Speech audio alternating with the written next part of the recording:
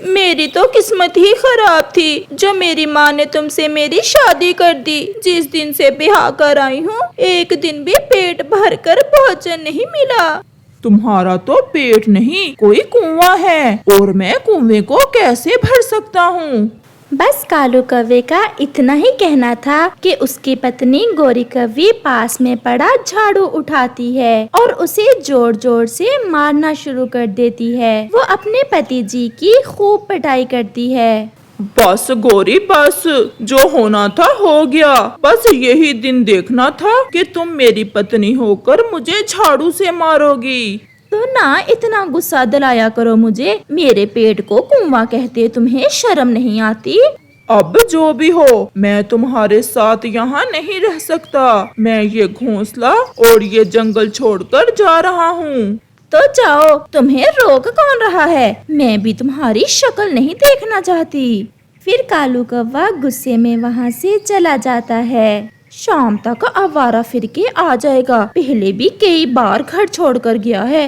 कालू कौवा उड़ते उड़ते दूसरे जंगल निकल जाता है। आज तो कालू सच में परेशान था और वो एक पेड़ पर बैठ जाता है। वो ऐसे ही बैठा हुआ था कि उसे चक्कर सा आता है और वो नीचे गिर जाता है और उसके सर पर चोट आती है और वो बेहोश हो जाता है। रानो चिड़िया जो उसी जंगल में रहती थी वो उड़ते उड़ते वहाँ आती है। अरे इसे क्या हुआ? ये तो कोई कौवा है, इसके तो गहरी चोट आई है। कबूतर भी वहाँ आ जाता है। चिड़िया, इस कौवे की हमें मदद करना चाहिए, नहीं तो ये मर जाएगा। और मुझे तो ये दूसरे जंगल का कौवा लग रहा है। कबूतर भैया, हम इसे उठाकर मेरे घर ले जाते हैं। फिर चिड़िया और कबूतर कालू कौवे को उठाकर वहाँ से ले जाते हैं। मैंने पट्टी तो कर दी है, परंतु अभी तक इस कौवे को होश नहीं आई। जब चिड़िया और कबूतर दूसरी तरफ बैठे ऐसे बात कर रहे थे तो कौवे को होश भी आ जाती है, परंतु वो फिर से अपनी आंखें बंद कर लेता है। चिड़िया, तुम भोजन की चिंता ना करना। जब तक ये कौवा ठीक नहीं हो जाता मैं इसका भोजन लाने में आपकी मदद करूँगा। फिर कबूतर वहाँ से चला जाता है। जब तक कौवे को होश आएगी तब तक मैं अपने लिए और इस कौवे के लिए भोजन ले आती हूँ। ऐसा सोचते हुए चिड़िया भोजन लेने चली जाती है। अब तो मैं इस गोरी की बच्ची को मजा चखा कर रहूंगा। मैं अब 2-4 दिन इस चिड़िया के घर में ही बीमार बनने का नाटक करूंगा। छत भी मिल गई और भोजन भी, और ढूंढ रही होगी अब गोरी मुझे पूरे जंगल में। मैं भी अब घर तभी जाऊंगा जब गोरी की अकल ठिकाने आ जाएगी। अब तो रात भी हो गई, ये कालू अभी तक नहीं लौटा। कहीं मेरा कालू जी सच में घर छोड़कर तो नहीं चला गया। आज मुझे भी कुछ ज्यादा ही गुस्सा आ गया था। पता होता झाड़ू से ना ही मारती मैं अपने कालू जी को। ऐसे ही रात गुजर जाती है और कालू भी सोकर उठ जाता है और चिड़िया कालू से पूछती है, आप कल से बेहोश थे, आप वहाँ कैसे आए थे और आप कहाँ से आए हैं कौवे भैया? नाटक करता हूँ। कौवा? कौन कौवा? मैं तो एक तोता हूँ। मैं लाल मिर्ची लेने जा रहा था कि वहाँ गिर गया। फिर मुझे नहीं पता कि मुझे यहाँ कौन लाया था। ये क्या कह रहे हैं आप कौवे भैया? आप तोते नहीं कौवे हो। ऐसे ही कबूतर भी वहाँ आ जाता है। आ गया कौवा होश में चिड़िया बहन? कौवा होश में तो आ गया है, परंतु मुझे तो ऐसा लग रहा है ये अपनी जायदाद खो बैठा है। आप दोनों मुझे बार बार कौवा क्यों कह रहे हो? मैंने कई बार बोला है कि मैं एक तोता हूँ। प्लीज आप फिर से मुझे कौवा ना कहिए। मुझे कौवे बहुत बुरे लगते हैं। नहीं दोस्त, आप तोते नहीं कौवे हो, क्योंकि आपका रंग भी काला है और तोते का रंग तो हरा होता है। और देखो तो आपकी चोंच भी कितनी गंदी है, और गंदी चोंच कौवों की ही होती है। चलो कबूतर भैया, हम भोजन ले आए। जैसे जैसे इस कौवे का जख्म ठीक होगा इसे सब याद आ जाएगा। फिर चिड़िया और कबूतर भोजन लेने चले जाते हैं। बड़ा आया मुझे गंदी चोंच बताने वाला। अपनी आंखें नहीं देखी इस कबूतर के बच्चे ने। वो तो मैं नाटक कर रहा था, वरना मैं जरूर बताता तुम्हें कि गंदी चोंच किसकी है। चलो अब आराम से सोते हैं, भोजन तो चिड़िया ले ही आएगी। दूसरी तरफ कालू की पत्नी गौरी कव्वी अपने पति को पूरे जंगल में ढूंढ रही थी। फिर उसे तोता मिल जाता है। तोते भैया, आपने मेरे पति जी को तो नहीं देखा? वो कल से मुझसे लड़कर घोंसला छोड़कर चला गया है। देखा है गौरी, कल शाम तुम्हारा पति दूसरे जंगल की तरफ जा रहा था। तोते भैया, आप मेरे साथ चलें, हम दोनों कालू जी को ढूंढ कर लाते हैं। फिर तोता भी गौरी के साथ चला जाता है। चिड़िया बहन, ये भोजन आप उस कव्वे के लिए ले जाएं, और हाँ, आज उसकी पट्टी बदल देना। 1-2 दिन में उसकी जायदाश्त ठीक हो जाएगी और फिर वो चला जाएगा, यहाँ से आया होगा। सर पर चोट लगी है ना बेचारे के, इसलिए अपनी जायदाश्त खो बैठा है और खुद को तोता कह रहा है। फिर वो दोनों वहाँ से चले जाते हैं। कव्वे भैया, ये ले, आप भोजन खा लें। मैं ऐसे भोजन नहीं खाऊंगा, पहले आप मुझे तोता कहें। अच्छा ठीक है तोते भैया, भोजन खा लें। फिर कालू कौवा भोजन खा लेता है। अब तो ये चिड़िया पागल बन गई है और यही समझ रही है कि मेरी सच में जायदाश्त खो गई है। कव्वे भैया, नहीं तोते भैया, आपकी शादी हुई है क्या? हाँ, मेरी पत्नी पिछले साल मर गई थी। वो अच्छा ही हुआ जो मर गई। बहुत लड़ाई करती थी मुझसे, और अब मैं कोई अच्छी सी तोती देखकर दूसरी शादी कर लूँगा। अच्छा, ये तो बताएं कि आप कौन से जंगल से आए हैं? ये घर मेरा ही तो है, और कहाँ से आया हूँ मैं तो कई बरसों से इसी घर में रह रहा हूँ। इसे तो कुछ भी याद नहीं है। अच्छा चलो, अब आप आराम करें। गौरी कव्वी और तोता भी उड़ते उड़ते उसी जंगल में पहुंच जाते हैं। उन्हें कबूतर मिलता है। वो सीधे कबूतर के पास जाते हैं। कबूतर जी, मेरे पति जी कल से घोंसला छोड़कर भाग आए हैं। क्या आपने इस जंगल में किसी कौवे को तो नहीं देखा? हाँ, देखा है, और वो कौवा चिड़िया के घर में है, और 80 या 90 साल उम्र है उस कौवे की। हाँ तोते भैया, वो ही मेरा पति है। उसे मैं और चिड़िया उठा कर ले गए थे। वो हमें गिरा हुआ मिला था और उसके सर पर गहरी चोट आई है, और वो कौवा तो अपनी जायदाश्त भी खो बैठा है। गौरी देखो, ये सब तुम्हारे कारण हुआ है। ना तुम उसे झाड़ू से मारती, और ना वो घर छोड़ता, और ना उसकी जायदाश्त जाती। तोते भैया, मुझे अपने पति जी का सब पता है। अगर ये सब झाड़ू के कारण हुआ है, तो अब उसकी जायदाश्त वापस भी झाड़ू ही लाएगी। फिर गौरी कव्वी और तोता कबूतर के साथ चिड़िया के घर की तरफ जाते हैं। कालू कौवा सोया हुआ था। चिड़िया बहन, आपका बहुत बहुत धन्यवाद जो आपने मेरे पति जी को बचा लिया। ऐसा कहते हुए गौरी कव्वी कालू को आवाज देती है। कालू, ओए मेरे कालू। गौरी की आवाज सुनकर कालू बिजली की तेजी के साथ उठकर बैठ जाता है। कालू जी, मुझे माफ कर दें। मैं वादा करती हूँ, मैं फिर कभी तुम्हें नहीं मारूंगी। अब चलो, हम अपने घर चलें। हम कल से तुम्हें ढूंढ रहे हैं। परंतु कालू तो चुप था। उसकी कुछ समझ नहीं आ रहा था कि वो जायदाश्त खो जाने वाला नाटक अब अपनी पत्नी के सामने करे या ना करे। कव्वी बहन, आपके पति के सर पर गहरी चोट आने से इसकी जायदाश्त खो गई है, और ये अब खुद को तोता समझ रहा है। अच्छा, तो अब कालू जी तुम तोते बन गए हो। चिड़िया बहन, आप चिंता न करें, अभी हम अपने कालू जी की जायदाश्त ठीक कर देते हैं। कालू जी, जायदाश्त ठीक हुई या नहीं अभी तक? मुझे पहचाना या नहीं पहचाना? मम्मा, मुझे क्या पता तुम कौन हो। मैं बताती हूँ कालू जी, मैं कौन हूँ। चिड़िया बहन, क्या कोई झाड़ू है घर में? बस गौरी का ऐसा कहना था कि कौवे की जायदाश्त तुरंत ठीक हो जाती है। ना गौरी, अब मुझे झाड़ू से ना मारना। ठीक हो गई है मेरी जायदाश्त।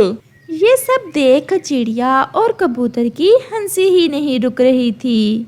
चिड़िया बहन, मुझे माफ करना, ये पत्नी जी यहाँ भी आ गई। इससे लड़कर घर से भाग आया था। 2-4 दिन आपके पास रहने के लिए जायदाश्त खो जाने का नाटक करना पड़ा। अब सीधे से चलते हो या उठाऊं झाड़ू फिर से? और फिर गौरी कव्वी कालू को अपने आगे लगाकर चल पड़ती है। कालू जी, तुम जग्गू का ध्यान रखना। मैं आज अपने मैके जा रही हूँ, शाम तक लौटकर आ जाऊंगी मैं। गौरी, तुम तो जानती हो जग्गू कितना शरारती है। मुझसे नहीं ये संभाला जाता। तुम इसे अपने साथ ही ले जाओ।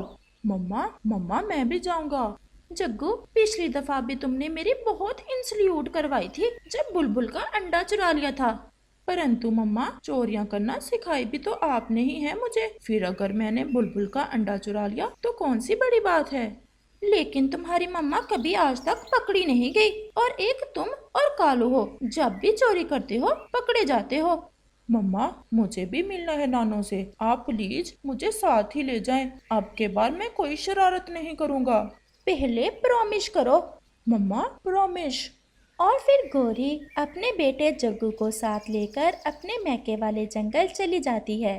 आज तो गौरी कुछ ज्यादा ही तेज उड़ रही थी, क्योंकि उसे शाम तक वापस भी लौटना था। और फिर उड़ते उड़ते अचानक से गौरी की नजर कबूतर के घोंसले में पड़ती है। उसे वहाँ एक पका हुआ अमरूद दिखता है।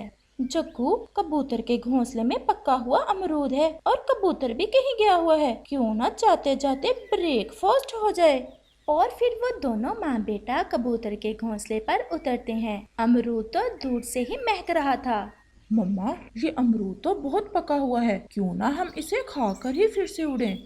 तुम और तुम्हारे पापा जी कच्चे चोर हैं, इसलिए पकड़े जाते हो। हम इस अमरूद को रास्ते में कहीं बैठकर खाएंगे। चोरी करने के तुरंत बाद भागते हैं। चलो भागो।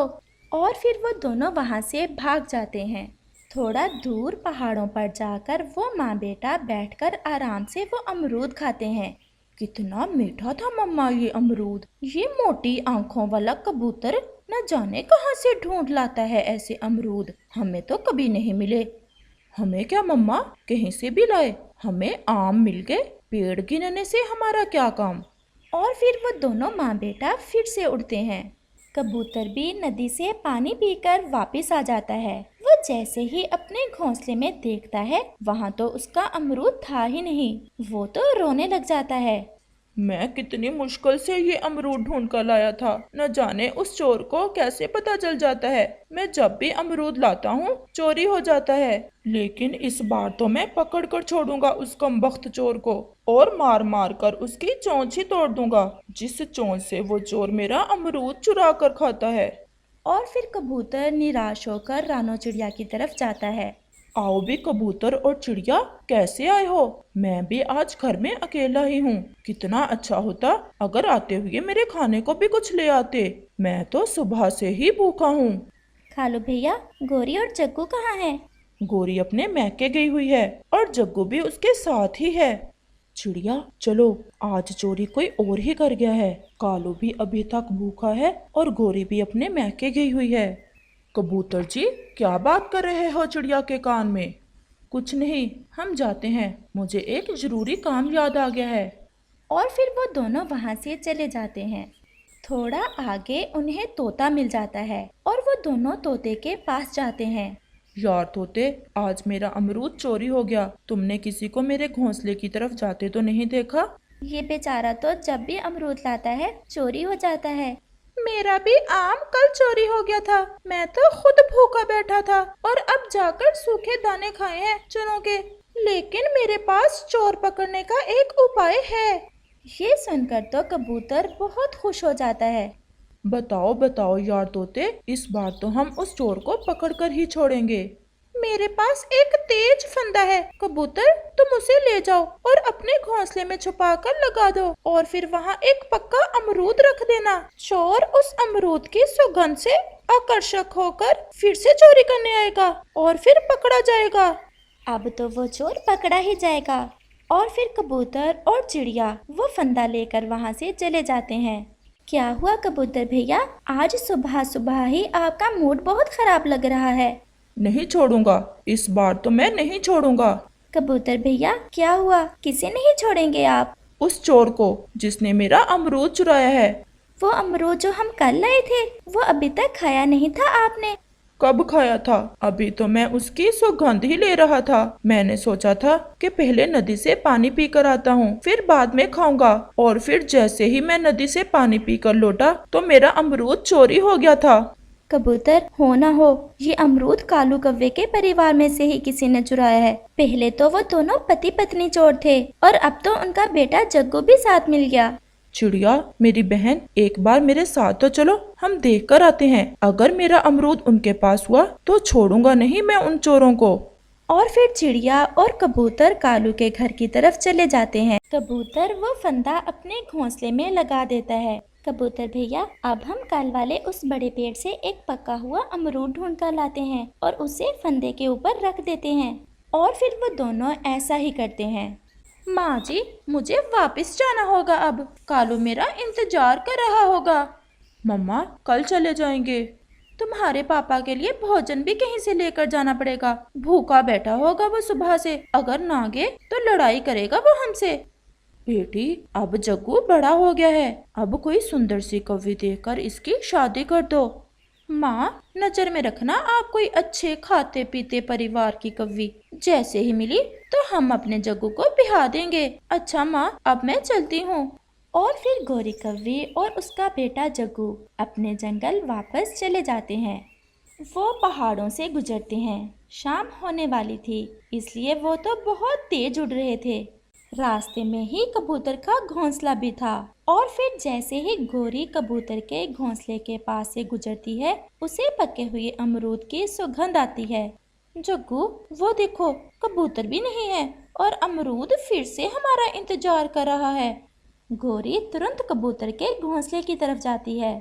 और फिर गोरी जैसे ही अमरूद अपनी चोंच में उठाती है, पीछे पड़े फंदे में गोरी की पूंछ फंस जाती है। मम्मा मम्मा, ये क्या हो गया? आपकी तो पूंछ फंदे में फंस गई है।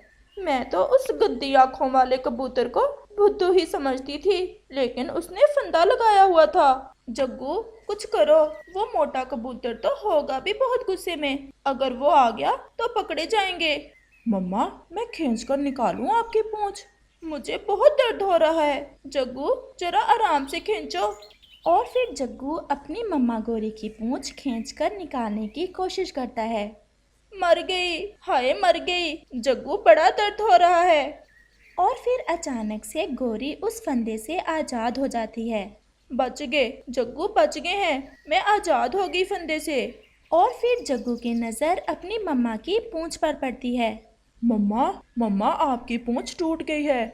अभी ऐसा कहा ही था जग्गू ने कि गोरी दूर से कबूतर को आते देख लेती है। जग्गू, पूंछ को छोड़ो और भागो, कबूतर आ रहा है। और फिर वो वहाँ से भाग जाते हैं। फंदा काम कर गया और ये काली काली पूंछ तो गोरी की है। इसका मतलब वो भाग गई अपनी पूंछ यहीं छोड़कर। मैं ये पूंछ लेकर चिड़िया के पास जाता हूँ। अरे गोरी, ये क्या, तुम्हारी पूंछ कहाँ गई? कालू, मुझे ज्यादा ना बुलाना, मुझे बहुत दर्द हो रहा है। वो ना, मेरे मैके वाले जंगल में एक बूढ़ी कौवी थी, मैंने अपनी पूंछ उसे डोनेट कर दी है। लेकिन मम्मा। चुप कर जा, अगर बोले तो मारूंगी बहुत। प्यारे दोस्तों, इस कहानी का अगला भाग देखने के लिए कल तक इंतजार करें। और अगर आपको ये वाला भाग अच्छा लगा हो तो हमें कमेंट करके जरूर बताना।